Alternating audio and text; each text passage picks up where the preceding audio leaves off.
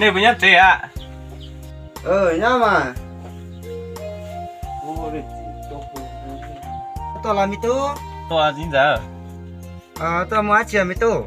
Chín giờ. Cú sẽ chép lá này cú ấy cái tên nó tôi có không ăn nào. Đây là mi tu. Dạ. Đây cú sẽ xe. Nào mà mi tu. Mua chầm chú cho ta.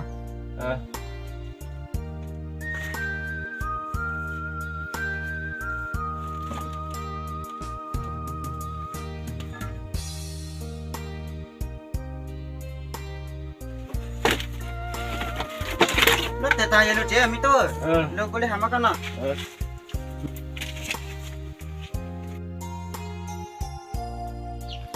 Ô chín giờ này với chế à? Chế mi tu nó chế. Chỉ có hàm mắc nào. Muốn cái chú cho mi tu.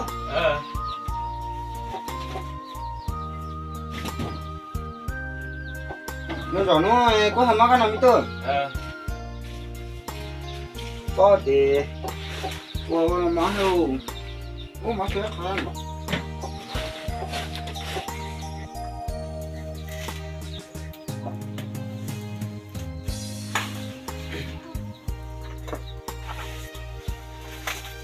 Thì tôi chỉ muốn cho gì là nó còn chỉ tay sao? Cho chín giờ đó.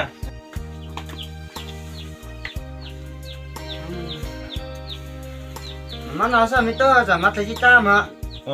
Chết ta à.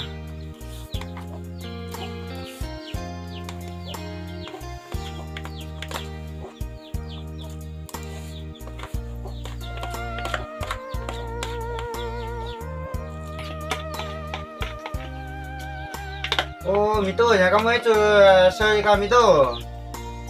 Cú sẽ nói thầu cú chừng yêu yêu cú nhẹ cú chế từ mất là cú chào ra. Đây là mi tu. Dạ. Giờ đây cái nữa cái chỉ lông bèo cha là mi tu. Cú nhẹ có chế bèo chơi hoa mì nè. Lê. Dạ.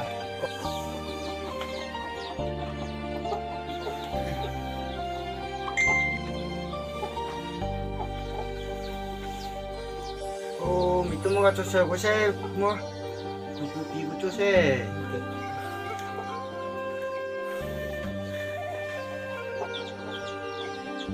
Cái lông bèo giờ mi tu.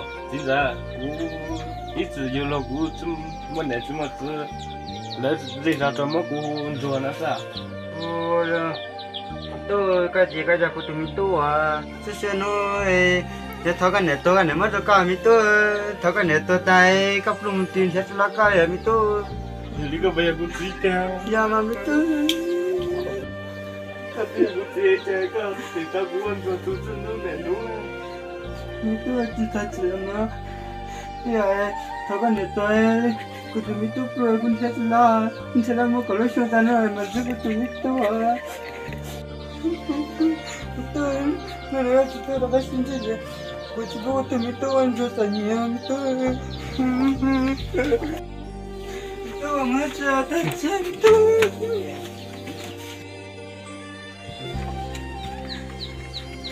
Mi tu thật sự cảm ơn trời.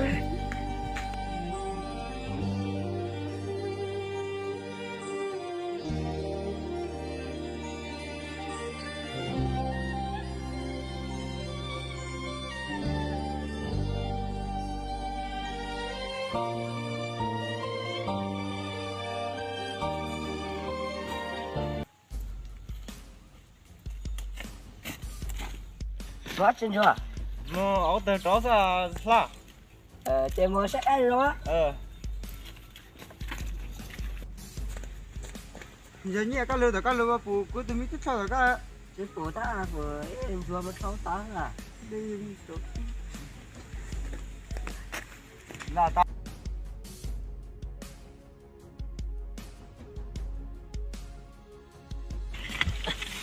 Dạ. Nó hay nó thì số này em mình bắt đầu mua mình thẳng à. Store. Ôi giờ trời tua vô kia ai một phòng biên ăn trong họ. Dạ. Hình bia. Dạ. Nhưng chỗ này ở là trang chỗ ta tổng ăn chưa?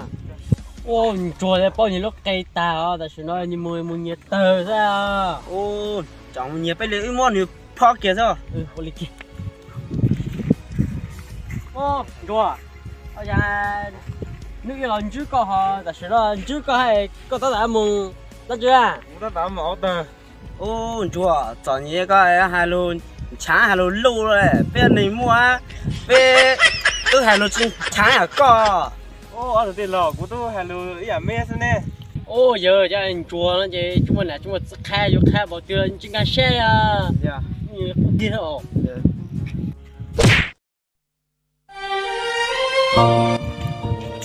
Chúa, tao muốn tao này thì hàng giống này bé tờ nhớ tiền là cái sao nhiều.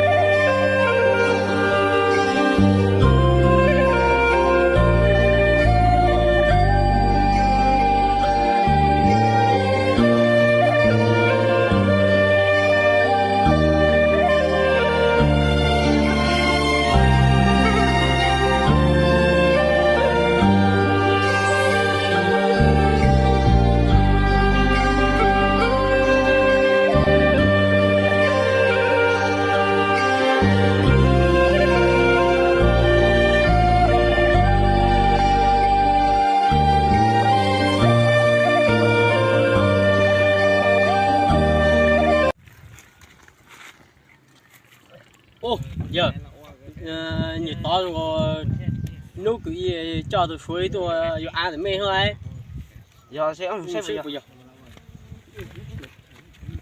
ô tí lò nuôi có cho ấy nè nhà làm tôi yếu tên này nhà tao chụp tôi lên rồi ô你多那什么你就摸好你知道多少你知道你多哎你把我们都抄个单了 ô có tụi mình tôi kìa我都没多ấy nè có khó la ấy ta cái chỗ mua ấy tờ à ôi là tao nói chuyện chi số ấy nhà đi coi cũng mà hết cũng mua khó có bên thả cả ừ